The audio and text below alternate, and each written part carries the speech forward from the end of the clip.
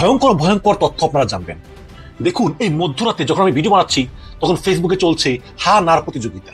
গণভোট কি নির্বাচনের আগে হবে না নির্বাচনের পরে হবে, এ নিয়ে ফেসবুকে চলছে চরম প্রতিযোগিতা, হা নাকি না। বিএনপি আওয়ামী লীগ বলতেছে না, আবার জামাত ইসলামী বলতেছে হা।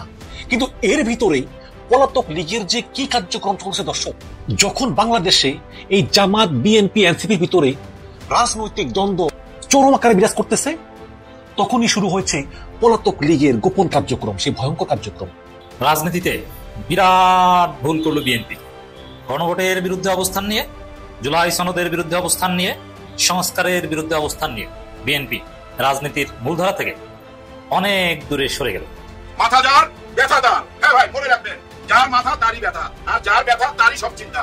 আমরাও কিছু চিন্তা করবো, আমরাও কিছু শেয়ার করবো, কিন্তু সবচেয়ে বেশি চিন্তাটা কার? এই দেশ নিয়ে। এই দেশ বাদ দেন, শেখ হাসিনাকে নিয়ে সবচেয়ে বেশি চিন্তা কার? শেখ হাসিনা যদি চলে আসে সবচেয়ে বড় ক্ষতি কার হবে? একটু ভাইবা দেখেন তো। সবচেয়ে বড় চিন্তা আছে ডক্টর মোহাম্মদ ইউনূস স্যার। কারণ গত 15 মাসের শেখ হাসিনার সমস্ত অডিও কলগুলো আপনারা জোড়া দিয়া শুনেন। উনার একটাই target doctor Mohammad Yunus sir. Doctor Mohammad Yunus স্যারকে উনি দড়িতে ঝুলাবেই।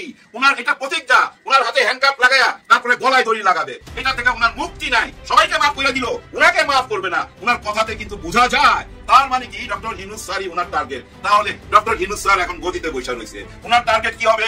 এর মুখ বন্ধ করা, একে ধ্বংস করে দেওয়া। তাই হবে না? একে যদি ধ্বংস না করতে পারে উনি তো নিজেই ধ্বংস হয়ে যাবে। নির্বাচনের পরে যদি কোনো কারণে তারা আবার কারোর সাথে হাত টাত মিলায়া এই দেশে চলে আসে, তখন তো উনাকেই ধ্বংস করে দিবে। ডক্টর মোহাম্মদ ইউনূস স্যারকেই তো ঝুলাবে। এটা উনি বুঝে না, যার জন্য বলছি মাথা যার ব্যথা তার। হ্যাঁ ভাই, উনারই ব্যথা, উনি সেই ব্যবস্থা কইরাই যাবেন। এর আগে যাইতে পারে না, কিন্তু নির্বাচনের আগে যেটা হইতে হবে জুলাই সনদপত্রের বৈধতা, সেই বৈধতা চলে আসবে। হ্যাঁ না ভোট, গণভোটটা কি আগে হবে না পরে হবে?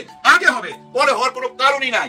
আর প্রত্যেকটা দল যা যা এখানে বলছেন, এতদিন যেভাবে বসছেন, আর কোনো বসার দরকার হবে না। সবাই সিগনেচার আছে ভাই। 84টা দাবির মধ্যে প্রায় 48টা দাবি কি ছিল জানেন? 48টা পরামর্শ ছিল।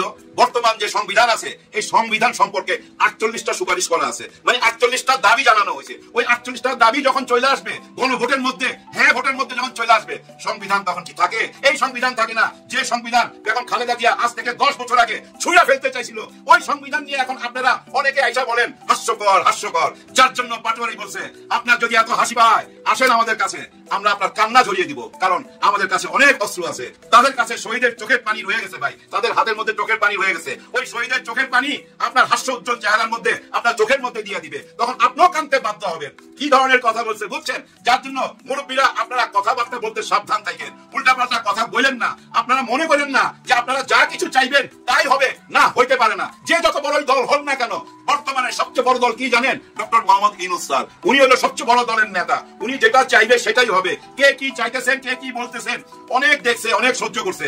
এখন যার সিদ্ধান্ত আসবে উনার মাথা থেকে আসবে, আর ওইটা মাইনা নিতে বাধ্য হবেন। আর ওইটা মাইনা নেওয়ার জন্য রাজনৈতিক ভাবে মাঠে কি কি কাজ করতে হবে, সব কাজ শেষ। এখন শুধু দেখার অপেক্ষায়। কেউ ঘাবড়াবেন না ভাই, উপরওয়ালা আছে তো ভাই। উপরওয়ালা বারবার আমাদেরকে সুযোগ দিবে না। হ্যাঁ ভাই, বারবার সুযোগ দিবে না। 54 বছর পর আবার সুযোগ দিছে, সেই সুযোগটাকে কাজে লাগান সবাই। হঠাৎ করে গত কয়েকদিনে আমাদের মাঝে খুব চমৎকার তিনটি দৃশ্য, খুবই চমৎকার তিনটি দৃশ্য আমাদের চোখে পড়েছে। এবং বলা চলে এটি রাজনীতির মাঠে এত প্রশংসনীয় কাজ হয়েছে এবং এত চমৎকার একটি কাজ হয়েছে। এই কাজের ধারা যদি অব্যাহত থাকে, জাস্ট কিছু না, আমি এক্ষেত্রে ছাত্র শিবিরকে একটু দায়িত্ব দিয়ে এগিয়ে রাখতে চাই যে তারা নিজ দায়িত্বে যদি এই ধারাটা কিন্তু আগায় নিয়ে যায়, তাহলে কিন্তু ব্যাপারটা অন্যরকম হয়ে যাবে, চমৎকার একটা ব্যাপার হয়ে যাবে। কিন্তু যে ব্যাপারটা শেখ হাসিনা ওইখানে বসে বসে দেখবে, তার দেখার হয়তো সৌভাগ্য থাকবে না, আওয়ামী লীগের লোকজন দেখবে এবং ভিতরে ভিতরে নিজের চুল নিজে ছিঁড়ে ছিঁড়ে মরবে। ব্যাপারটা কি আসেন আমরা একটু একটা একটা করে বলার চেষ্টা করি। প্রথম ঘটনাটা ঘটলো এই গত 24 তারিখ, সম্ভবত 24 তারিখ শুক্রবার ছিল। গত 24 তারিখে নয়াদিগন্তের প্রতিষ্ঠা বার্ষিকীতে শিল্পকলা একাডেমিতে বিএনপির মির্জা ফখরুল ইসলাম আলমগীর, বিএনপির মহাসচিব, জামাত ইসলামের নেতৃবৃন্দ, এনসিপির নেতৃবৃন্দ এবং অন্যান্য সকল রাজনৈতিক নেতৃবৃন্দ যখন সেখানে উপস্থিত হলেন, চমৎকার একটা সৌহার্দ্যপূর্ণ পরিবেশ। মনে হচ্ছিল যেন মঞ্চে বসে আছে পুরো বাংলাদেশ, আর তার সামনে বাংলাদেশের সমস্ত জনগণ তাদের দিকে তাকিয়ে আনন্দের ফল্গুধারা তাদের ভিতরে বয়ে যাচ্ছে। তারা মুস্কি হাসছে আর বলছে যে এটি আমাদের বাংলাদেশ, গর্ব করে বলছে দেখো এটি আমাদের বাংলাদেশ। সেখানে মির্জা ফখরুল ইসলাম আলমগীর দুটি খুব মূল্যবান কথা বললেন। তিনি প্রথমেই এসে বললেন, ফ্যাসিবাদের বিষয়টি তুলে আনলেন, ফ্যাসিবাদের বিতাড়নের পথে কারা কারা কি ভূমিকা পালন করেছেন সেটি বললেন। এরপরে সবচেয়ে যে মজার ব্যাপারটি তিনি বললেন, যে চমৎকার কথাটি তিনি বললেন জামাতের আলী হাসান মোহাম্মদ মুজাহিদ, মীর কাশেম আলী, মৌলানা মতিউর রহমান নিজামী এবং বিএনপির সালাউদ্দিন কাদের চৌধুরী, এদেরকে তৎকালীন ফ্যাসিস্ট সরকার মিথ্যা মামলায় জড়িয়ে তাদেরকে জুডিশিয়াল কিলিং এর মাধ্যমে হত্যা করেছে। মির্জা ফখরুল ইসলাম আলমগীরের এই বক্তব্য কিন্তু অনেক গুরুত্ব বহন করে। ভাই আমি আপনি সারা দিন ধরে চিল্লালে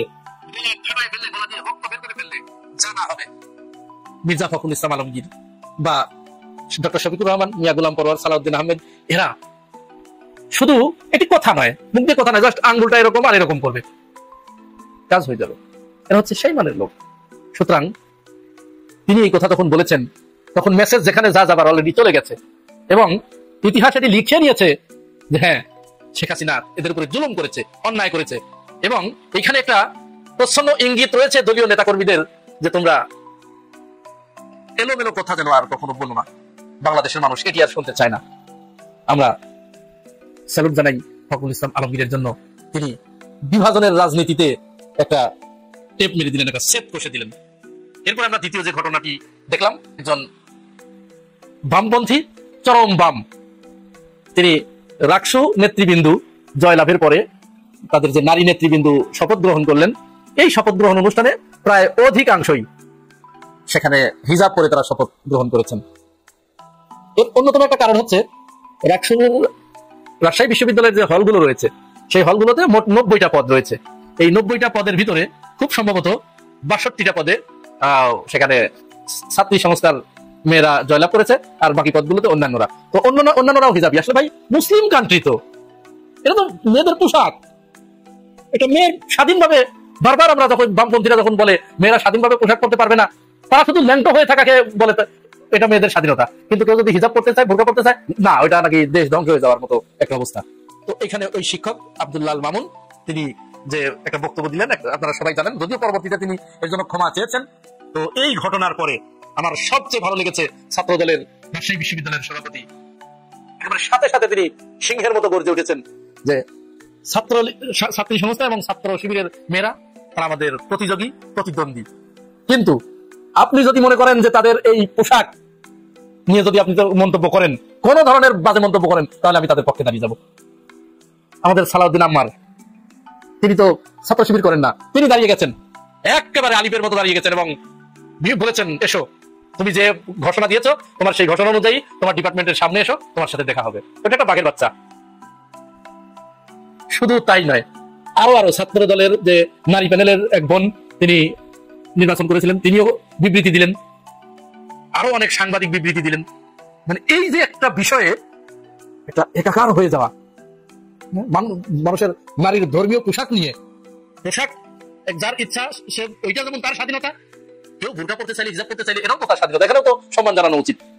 অথচ তুমি ওইটার সম্মান জানাবা আর এইটাকে উস্কায় দিবা, এটা তো বাংলাদেশের সাথে যায় না।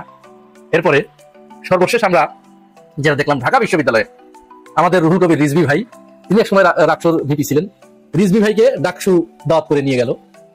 ভাই আপনারা যদি ভিডিওটা দেখে থাকেন, রিজভী ভাইকে সাদিক কায়েম, ফরহাদ এবং আরো কয়েকজন ডাকসু প্রতিনিধি নিচে নেমে এসে গাড়ি থেকে নামিয়ে হাত ধরে তাদের বিনয় দেখলে আপনি আশ্চর্য হয়ে যাবেন। মনে হচ্ছে পিতা হেরে যাচ্ছে আর সন্তান পিতাকে সম্মান করতে করতে এগিয়ে নিয়ে যাচ্ছে। এটাই তো বাংলাদেশ, এটাই তো রাজনৈতিক শিষ্টাচার, এটাই তো আমরা দেখতে চাই।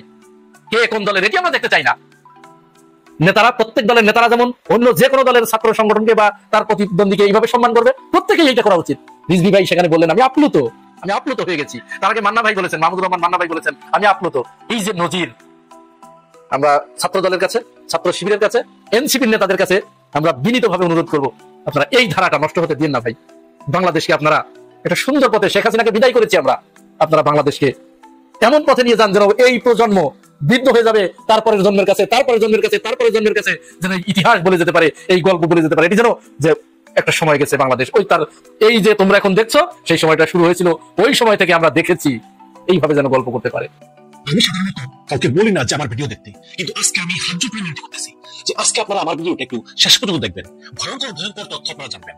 দেখুন, এই মধ্যরাতে যখন আমি ভিডিও বানাচ্ছি তখন ফেসবুকে চলছে হা নার প্রতিযোগিতা। গণভোটকে নির্বাচনের আগে হবে না নির্বাচনের পরে হবে, এ নিয়ে ফেসবুকে চলছে চরম প্রতিযোগিতা, হ্যাঁ নাকি না। বিএনপি আওয়ামী লীগ বলতেছে না, আবার জামাত এনসিপি বলতেছে হ্যাঁ। কিন্তু এর ভিতরে পলাতক লীগের যে কি কার্যক্রম চলছে দর্শক, যখন বাংলাদেশে এই জামাত বিএনপি এনসিপির ভিতরে রাজনৈতিক দ্বন্দ্ব চরম আকারে বিরাজ করতেছে, তখনই শুরু হচ্ছে পলাতক লীগের গোপন কার্যক্রম, সেই ভয়ঙ্কর কার্যক্রম। আপনারা শুনলে চমকে উঠবেন। আচ্ছা, আমাদেরকে প্রশ্ন করি যে আজকে এই একই দিনে শেখ হাসিনা 3টা বিদেশি নিউজ এজেন্সিতে একসঙ্গে ইন্টারভিউ দিল, এটাকে কি আপনারা নরমাল মনে করেন? আমি করি না দর্শক, এটা কোনোদিনই নরমাল হতে পারে না। এএফপি, দ্য ইন্ডিপেন্ডেন্স, রয়টার্স, 3টা বিদেশি চ্যানেলে তিনি একসঙ্গে ইন্টারভিউ দিয়েছেন। এবং আপনারা যদি দেখেন ইন্টারভিউগুলো, এই ইন্টারভিউতে কিন্তু 3টা ইন্টারভিউ একই দিনে একই সময় প্রচারিত হলো, এবং 3টাই বলেছে যে পতনের পর এই প্রথম হাসিনার ইন্টারভিউ, এবং 3টা ইন্টারভিউ বলেছে যে হাসিনাকে ইমেল করেছে এবং হাসিনা রিপ্লাই দিয়েছে। এখন হাসিনার ইমেল অ্যাড্রেস কি, রিপ্লাই দিল কোথায়, এগুলো কিভাবে বুঝবো? এবং এই ইমেল যে হাসিনা রিপ্লাই দিয়েছে এটা বুঝবো কিভাবে? আরে ভিডিও না হোক কিন্তু অডিও তো বলতে পারতো, তাও তো পারতো, কিন্তু তাও না। এবং এই 3টা ইন্টারভিউ তো 3টা নিউজ এজেন্সি, 3জন ভিন্ন ভিন্ন সাংবাদিক ইন্টারভিউ নিয়েছে, কিন্তু এই 3টা ইন্টারভিউ এএফপি, ইন্ডিপেন্ডেন্স, রয়টার্স পাশাপাশি রাখলে আপনারা দেখবেন ইস্যু সিলেকশন, ভাষা, শব্দচয়ন, স্টাইল অনেক ক্ষেত্রেই হুবাহু এক, এবং এর বাইরেও আরো কিছু প্যারা এবং থিমে যে শব্দচয়ন করা হয়েছে এগুলো সম্পূর্ণ এক। কিভাবে হয়? আচ্ছা, 2টা পত্রিকার সংবাদ একরকম হতেই পারে, কিন্তু যখন 3টা পত্রিকার সংবাদই হুবাহু একই বাক্য একাধিকবার ব্যবহার করা হয়, তখন কোনো বোঝার অপেক্ষা থাকে না যে এগুলো শেখ হাসিনার লবিস্ট ফার্ম করেছে। আওয়ামী লীগ যেই অ্যাসালমের হাজার হাজার কোটি টাকা দিয়ে যে লবিস্ট ফার্ম নিয়োগ করেছে, সেই লবিস্ট ফার্মগুলোই এগুলো বড় বড় বার্তা সংস্থাকে টাকা দিয়ে করাচ্ছে। যেখানে তারেক রহমান 15 বছরে একটা মিডিয়াতে হতে পারেনি, সেখানে হাসিনা এই পলায়নের 1 বছরের ভিতরেই 3টা মিডিয়াতে ইন্টারভিউ দিয়ে ফেলেছে অলরেডি। আপনারা এই মধ্যরাতে ফেসবুকে আছেন হ্যাঁ অথবা নার প্রতিযোগিতায়। দর্শক, এই ইন্টারভিউগুলো একটাও কিন্তু হাসিনা দেয়নি, এগুলো ওই লবিস্ট ফার্মগুলো হাসিনার পক্ষ হয়ে উত্তর রেডি করে ওই বার্তা সংস্থাগুলোর কাছে পৌঁছে দিয়েছে, এবং বার্তা সংস্থাগুলো এগুলো ছাপিয়েছে, এবং এর জন্য এই লবিস্ট ফার্মগুলো প্রচুর টাকা পয়সা খরচ করেছে একই দিনে হাসিনার 3টা ইন্টারভিউ এই বড় বড় 3টা মিডিয়াতে দেওয়ার জন্য। এখন প্রশ্ন হচ্ছে যে এই লবিস্ট ফার্মের উদ্দেশ্য কি, কেন তারা এগুলো করতেছে? এবং ক্যাচো করতে বেরিয়ে গেল সাপ। আমি আপনাদেরকে আগের ভিডিওতে বলেছিলাম বিস্তারিত যে শেখ হাসিনা এবং আওয়ামী লীগ দেশে বিদেশে প্রচুর লবিস্ট নিয়োগ করেছে, এমনকি বিদেশি বিভিন্ন রাষ্ট্রের সাবেক প্রধানমন্ত্রী, সাবেক রাষ্ট্রপতি তাদেরকে পর্যন্ত নিয়োগ দিয়েছে। এবং বর্তমানে 3টি লবিস্ট ফার্ম শেখ হাসিনার কাজ করতেছে। একটা হচ্ছে ব্রিটিশ প্যালাটাইন কমিউনিকেশন, এই প্যালাটাইন কমিউনিকেশন লবিং ফার্মের সঙ্গে চুক্তি হয়েছে এই বছরের সেপ্টেম্বর মাসে। আর স্ট্রাইক গ্লোবাল ডিপ্লোমেসি, এটা লবিস্ট ফার্ম, এটার সঙ্গে চুক্তি হয়েছে গত বছরের সেপ্টেম্বরে, এবং অর্থায়ন করতেছেন সজীব ওয়াজেদ জয়ের মালিকানাধীন ওয়াজেদ কনসাল্টিং ইনক, এটা হচ্ছে একটি আমেরিকান লবিস্ট ফার্ম। এর বাইরে আছে ডাউটি স্ট্রিট চেম্বার্স, যুক্তরাজ্যের অন্যতম একটা বিখ্যাত law firm Doughty Street Chambers, এবং এটা নিয়ে এখন আমি কথা বলবো যে আসলে কি ঘটেছে। আমরা যদি তার আগে শেখ হাসিনার এই ইন্টারভিউর উপরে বাংলাদেশের পত্রিকা যে রিপোর্ট করেছে তার 2টা পড়ে শোনাই। সেখানে একটা তিনি লিখেছেন, রয়টার্সে শেখ হাসিনা তিনি বা তার পরিবারের কেউ আর আওয়ামী লীগ নেতাতে নাও থাকতে পারেন, আর কি আবেগ ঘন কথা। আবার মানব জীবনে লিখেছে যে ক্ষমা চাইবেন না, দেশে ফেরার এখনো পরিকল্পনা নেই। তার মানে হচ্ছে যে মুদ্রা কথা, তিনি ভারতেই থাকবেন, দেশে ফিরবেন না, এবং তার পরিবারের কেউ আর রাজনীতি নাও করতে পারেন। তার মানে হচ্ছে যে তিনি আসলে বাংলাদেশ থেকে যেটা গুটিয়ে নিচ্ছেন, এটা আসলে কি তাই? আসলে কিন্তু তা না দর্শক। তাই হতো তাহলে 100, 200, 300, 500 কোটি টাকা ব্যয় এই সব লবিং ফার্ম গুলো তারা নিয়োগ করতেন না।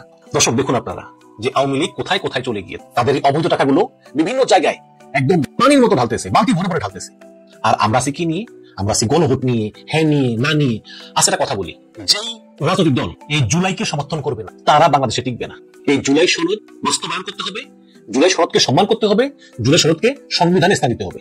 আমি যখন এই ভিডিও বানাচ্ছি তখন ফেসবুকে হ্যাঁ নাকি না এর প্রতিযোগিতা চলতেছে যে গণভোট হবে কি হবে না। বিএনপি আওয়ামী লীগের পক্ষে আর জামাত এনসিপির মন্ত্রণালয়ের পক্ষে। আজকে বিএনপি বলে যে আমার নোট অফ ডিসেন্ট কই।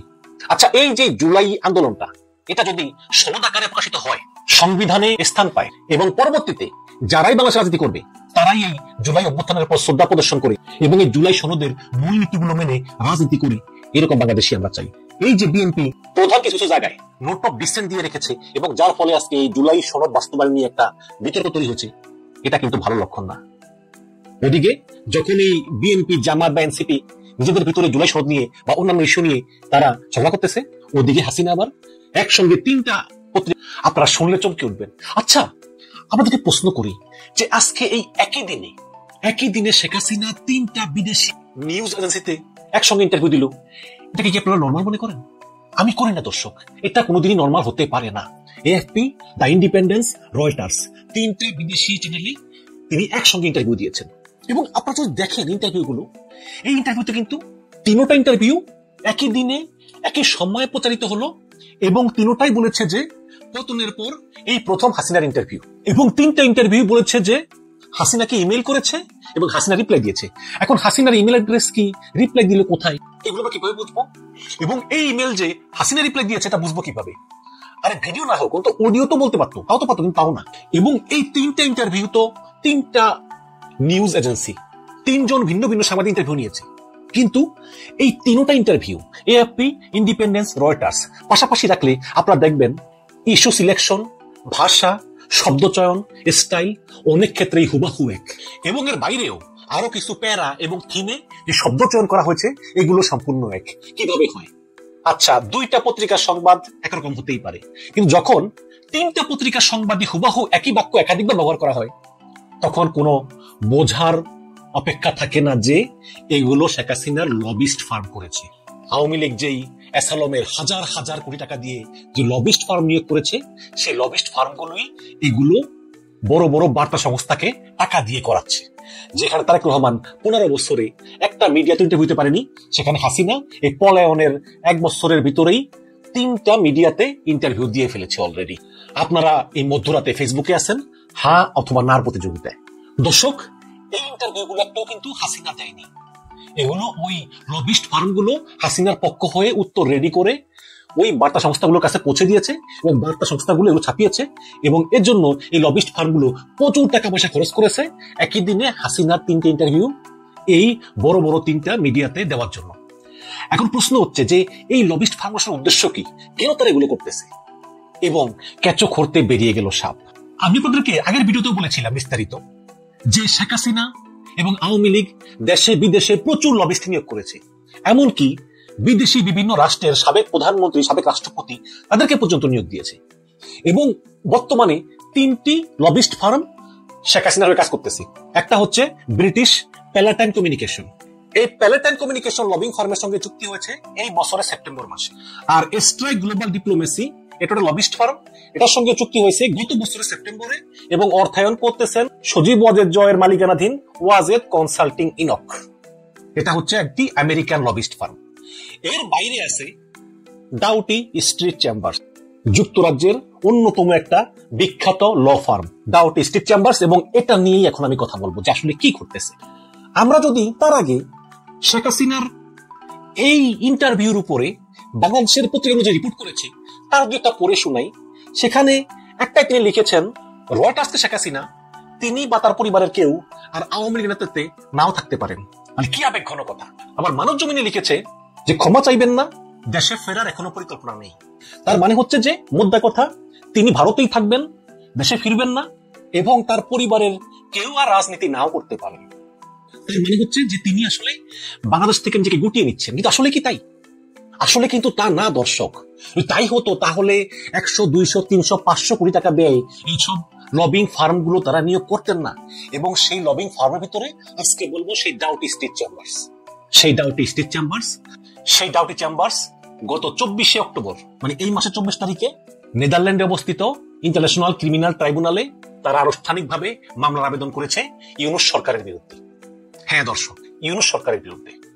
আমরা যদি ডাউটি স্ট্রিট চেম্বার্সের ওয়েবসাইটে চলে যাই, সেখানে নিউজ সেকশনে লেখা আছে article 15 communication ফাইলড with the prosecutor of the International Criminal Court in relation to alleged crimes against humanity of murders and imprisonment of person associated with the Awami League in Bangladesh. এটা headline করেছে। তো এটার বিস্তারিত আমি আপনাদেরকে পড়ে শোনাই। এবং এই মামলাটা শেখ হাসিনার পক্ষে কে করেছে? এটা শেখ হাসিনার পক্ষে করেছে স্টিফেন পাওয়েলস ক্যাসি।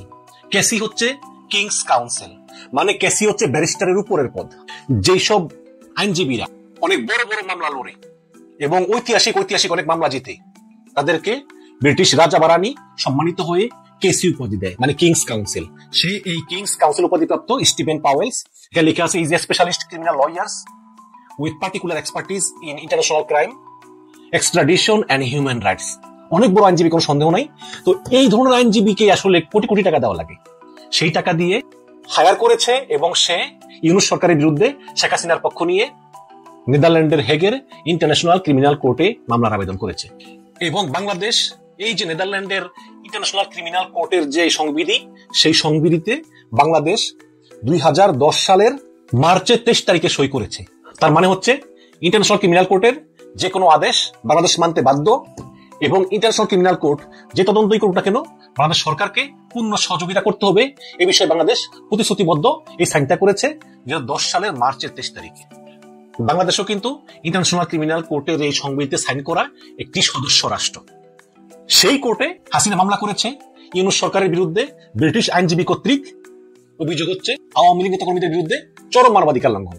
আমি আপনাদেরকে মামলার যে এফআইআর আছে ওটা একটু পড়ে শুনাই। আমি বাংলাতে অনুবাদ করে নিয়েছি। এখানে লিখেছে যে বাংলাদেশে আওয়ামী লীগের সাথে জড়িত ব্যক্তিদের হত্যা এবং কারাদণ্ডের অভিযোগে নেদারল্যান্ডের হেগে অবস্থিত ইন্টারন্যাশনাল ক্রাইম কোর্টের প্রসিকিউটরের কাছে আর্টিকেল 15 ধারায় মামলার আবেদন দায়ের করেছেন।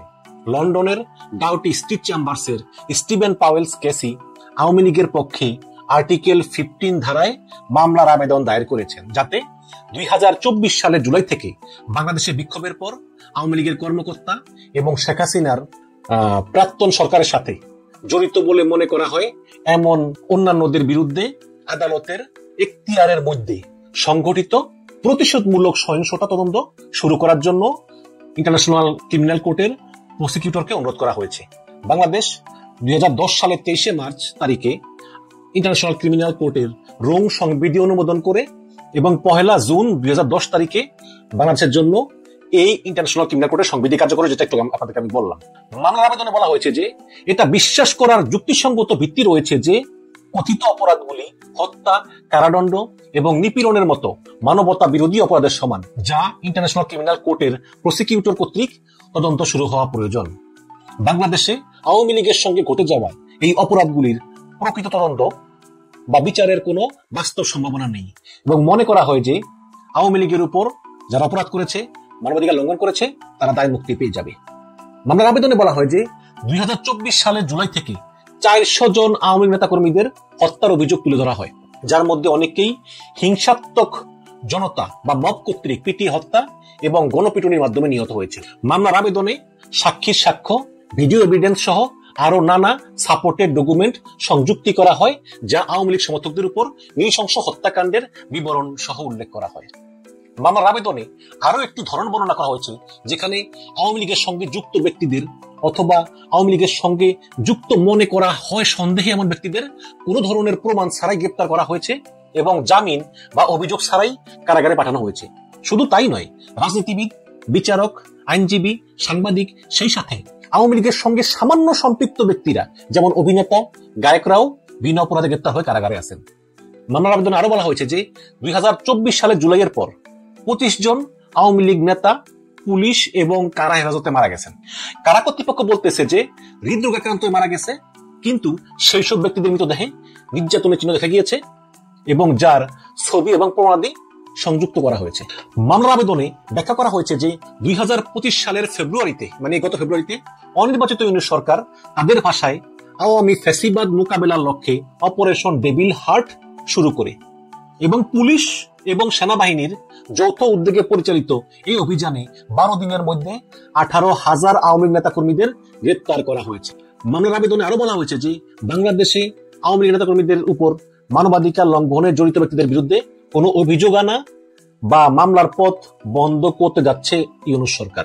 মামলার আবেদনে আরো উল্লেখ করা হয়েছে যে 14 অক্টোবর, মানে এই মাসের 14 তারিখে অন্তর্বর্তীকালীন সরকার একটি দায় মুক্তি আদেশ জারি করে। সেই সময় স্বরাষ্ট্র মন্ত্রণালয়ের একজন মুখপাত্র বলেছিলেন যে যারা এই জুলাই আন্দোলন সফল করার জন্য সর্বাত্মক চেষ্টা চালিয়েছেন তারা 2024 সালের 15 জুলাই থেকে 2024 সালের 8 আগস্ট পর্যন্ত তাদের কোনো কর্মকাণ্ডের জন্য বিচার, গ্রেপ্তার বা হয়রানির সম্মুখীন করা যাবে না, তাদেরকে দায় মুক্তি দেওয়া হলো। মামলার আবেদনে আরো উল্লেখ করা হয়েছে যে এই ধরনের একতরফা দায় মুক্তির বিধান কেবল দায় মুক্তির দিকে পরিচালিত করে তাই না, বরং আওয়ামী লীগ নেতা কর্মীদের উপর হামলায় অপরাধীদের প্রতি রাষ্ট্রীয় সমর্থনের ইঙ্গিত দেয়। যারা আওয়ামী লীগের নেতা কর্মীদের উপর মানবাধিকার লঙ্ঘন করেছে তাদের বিরুদ্ধে বাংলাদেশে তদন্ত এবং বিচার হওয়ার কোনো সম্ভাবনা নেই। তাই ন্যায় বিচারের জন্য সবচেয়ে ভালো সুযোগ হলো ইন্টারন্যাশনাল ক্রিমিনাল কোর্টের প্রসিকিউটরের তদন্ত শুরু করা। মামলার আবেদনে আরো বলা হয়েছে যে এই অপরাধের তদন্তের মাধ্যমে সন্দেহভাজনদের ব্যক্তিগত অপরাধ চিহ্নিত করা সম্ভব। বাংলাদেশের রাজনৈতিক পরিবর্তনের পরিস্থিতিতে এইরকম প্রতিশোধমূলক অপরাধ একটি তীব্র সমসাময়িক উদ্বেগের বিষয়। মামলার আবেদনে যুক্তি দেওয়া হয়েছে যে এই ধরনের অপরাধগুলি ইন্টারন্যাশনাল ক্রিমিনাল কোর্টের এখতিয়ারের মধ্যে রয়েছে এবং ন্যায় বিচারের স্বার্থে প্রসিকিউটরের উচিত অনতিবিলম্বে তদন্ত শুরু করা। তো এই হচ্ছে মামলার আবেদনপত্র। দর্শক দেখুন আপনারা যে আওয়ামী লীগ কোথায় কোথায় চলে গিয়ে তাদের এই অবৈধ টাকাগুলো বিভিন্ন জায়গায় একদম পানির মতো ঢালতেছে, বালতি ভরে ভরে ঢালতেছে। আর আমরা আছি কি নিয়ে? আমরা আছি গণভোট নিয়ে, হ্যাঁ নিয়ে, না নিয়ে। আচ্ছা একটা কথা বলি, যেই রাজনৈতিক দল এই জুলাইকে সমর্থন করবে না তারা বাংলাদেশে টিকবে না। এই জুলাই সনদ বাস্তবায়ন করতে হবে, জুলাই সনদকে সম্মান করতে হবে, জুলাই সনদকে সংবিধানে স্থান দিতে হবে। আমি যখন এই ভিডিও বানাচ্ছি তখন ফেসবুকে হ্যাঁ নাকি না এর প্রতিযোগিতা চলতেছে যে গণভোট হবে কি হবে না। বিএনপি আওয়ামী লীগের পক্ষে আর জামাত এনসিপি নৌদলের পক্ষে। আজকে বিএনপি বলে যে আমার নোট অফ ডিসেন্ট কই। আচ্ছা, এই যে জুলাই আন্দোলনটা এটা যদি সনদ আকারে প্রকাশিত হয়, সংবিধানে স্থান পায় এবং পরবর্তীতে যারাই বাংলাদেশে রাজনীতি করবে তারাই এই জুলাই অভ্যুত্থানের উপর শ্রদ্ধা প্রদর্শন করে এবং এই জুলাই সনদের মূল নীতিগুলো মেনে রাজনীতি করে, এরকম বাংলাদেশি আমরা চাই। এই যে বিএনপি প্রধান কিছু কিছু জায়গায় নোট অফ ডিসেন্ট দিয়ে রেখেছে এবং যার ফলে আজকে এই জুলাই সনদ বাস্তবায়ন নিয়ে একটা বিতর্ক তৈরি হয়েছে, এটা কিন্তু ভালো লক্ষণ না। ওদিকে যখন এই বিএনপি, জামাত বা এনসিপি নিজেদের ভিতরে জুলাই সনদ নিয়ে বা অন্যান্য ইস্যু নিয়ে তারা ঝগড়া করতেছে, ওদিকে হাসিনা আবার একসঙ্গে 3টা পত্রিকায় ইন্টারভিউ দিয়ে আবার ওই নেদারল্যান্ডের ক্রিমিনাল কোর্টে মামলা করেও দিয়েছে। আর ওনারা এখনো ওই জুলাই সনদ নিয়ে আছে। আমার কিছু বলার নাই দর্শক, আমার কিছু বলার নেই, আপনারাই মন্তব্যে জানান। রাজনীতিতে বিরাট ভুল করলো বিএনপি। গণভোটের বিরুদ্ধে অবস্থান নিয়ে, জুলাই সনদের বিরুদ্ধে অবস্থান নিয়ে, সংস্কারের বিরুদ্ধে অবস্থান নিয়ে বিএনপি রাজনীতির মূলধারা থেকে অনেক দূরে সরে গেল। এটার মেকআপ আর সম্ভব নয়। হ্যাঁ, রাজনৈতিক দলগুলো ভুল করে, আবার ভুল সংশোধন করে সামনের দিকে এগিয়ে যায়, ভুলের মেকআপ হয়। কিন্তু বিএনপি যে ভুল করলো, বিএনপি আর রাজনীতিতে ঘুরে দাঁড়াতে পারবে বলে মনে হচ্ছে না। নো ওয়ে, বিএনপি ক্ষমতায় তো আসতেই পারবে না, শক্তিশালী বিরোধী দল হিসাবেও রোল প্লে করতে পারবে বলে মনে হচ্ছে না। বিএনপির জায়গায় অন্য কোনো দল রিপ্লেস হওয়ার সম্ভাবনা রয়েছে। বিএনপি রাজনীতির মূল ট্র্যাক থেকে অনেক দূর সরে যাচ্ছে। এখন অবাক লাগতে পারে যে বিএনপি এত বড় ভুল করলে এত দূর চলে গেল। হ্যাঁ, বিএনপি অনেক দূরে চলে গেল রাজনীতির মূলধারাতে। কারণ জুলাইয়ের আকাঙ্ক্ষার বিরুদ্ধে বিএনপি অবস্থান নিয়েছে। তারা সংস্কার চায় না, গণভোট চায় না। আবার বিএনপির অবস্থানটা কি আপনারা তো জানেন যে রাতভর বিএনপি না ভোটের পক্ষে প্রচারণা চালিয়েছে এবং কিছু গুজবও প্রচার করছে। কি গুজব? যে এই যে সংবিধানে আল্লাহর উপর পূর্ণ আস্থা বা বিশ্বাস রাখা হচ্ছে না, অথচ জুলাই সনদ মানে সংবিধান, বিষয়টা এরকম নয়। এরকম নানান গুজব ছড়াচ্ছে যে না আমরা না ভোট দিব, মানে গণভোট তো ঠেকাতে পারবে না, এখন গণভোটে না ভোট দিবে। তো বিএনপি এই জুলাই সনদ ঐকমত্য কমিশনের সুপারিশমালা সহ নানান বিষয়ে সংবাদ সম্মেলন করেছে মির্জা ফখরুল। এই সংবাদ সম্মেলনে বিএনপির যে অবস্থান ব্যক্ত করেছে, এতে আনুষ্ঠানিকভাবে বিএনপি রাজনীতির মূলধারা থেকে অনেক দূরে সরে গেল। সোশ্যাল মিডিয়ায় প্রচারণা চালিয়েছে, এটা ইনফরমাল, এটা অস্বীকার করা যায়। কিন্তু সংবাদ সম্মেলন করে বিএনপি যে অবস্থান ব্যক্ত করলো, আমি যেটা এখন বিশ্লেষণ করব, বিএনপি রাজনীতির মূলধারা থেকে ছিটকে গেল। কি অবস্থান আপনি অবাক হবেন। যে জুলাই সনদের যেসব বিষয়ে বিএনপি রাজি, ওগুলো অধ্যাদেশ জারি করবে কে? রাষ্ট্রপতি। চুপ্পুকে লাগবে, চুপ্পুকে ছাড়া তাদের চলবেই না। মজা না? এখন বিএনপির শেষ আশ্রয়স্থল চুপ্পুকে ছাড়া চলবে না। আবার সবকিছুকে বিএনপি যত বিষয়ে মতামত ব্যক্ত করেছে, তাদের প্রতিক্রিয়া জানিয়েছে, সব বিষয়ে অবস্থান একটাই ঘুরে ফিরে যে হাসিনার যে সংবিধান, ওই সংবিধানকে ভিত্তি ধরে করতে হবে, এর বাইরে যাওয়া যাবে না। অথচ এই সরকার হাসিনা সংবিধান অনুযায়ী হয়নি, আর হাসিনা সংবিধান অনুযায়ী পালায়নি। হাসিনার সংবিধান নিয়ে হাসিনা চলে গিয়েছে, কিন্তু বিএনপির কথা হচ্ছে যে চুপ্পু আব্বাকে লাগবে বিএনপির, আবার হাসিনার সংবিধানকে লাগবে, নইলে তাদের চলবে না। ওইটাকে ভিত্তি ধরে যে এইটা এই সরকারের এখতিয়ার নাই। দলিল কি? যে হাসিনার সংবিধান বলছে এখতিয়ার নাই, এটা ইউজ করতে পারে না, এটা চুপ্পু করতে হবে। দলিল কি? হাসিনার সংবিধানে লেখা আছে যে এটা রাষ্ট্রপতি করবে। তো এই রাজনীতি করে কখনোই জনগণের কাতারে থাকা যাবে না। হাসিনার সংবিধান, হাসিনার রাজনীতি, চুপ্পু, এগুলোকে জনগণ লাল কার্ড দেখিয়েছে অনেক আগে। আপনার এগুলোর পিছনে পড়ে থাকলে হবে? বিএনপিকে এর মাসুল দিতে হবে। বিএনপির উচিত ছিল কি, আগে বলি যে ঠিক আছে, তারা যেসব বিষয়ে নোট অফ ডিসেন্ট দিয়েছে, যে ভিন্ন মত, এটা তাদের থাকতেই পারে। তারা এখন গণভোটের মাধ্যমে এটা সমাধান করবে, এটা অ্যাটলিস্ট রাজি থাকা উচিত যে জনগণ যেটা রায় দেয়। আর কোনো বিষয়ে যদি তাদের আপত্তি থাকে, পার্লামেন্টে তারা মেজরিটি পেলে তখন এটা সংশোধনের চেষ্টা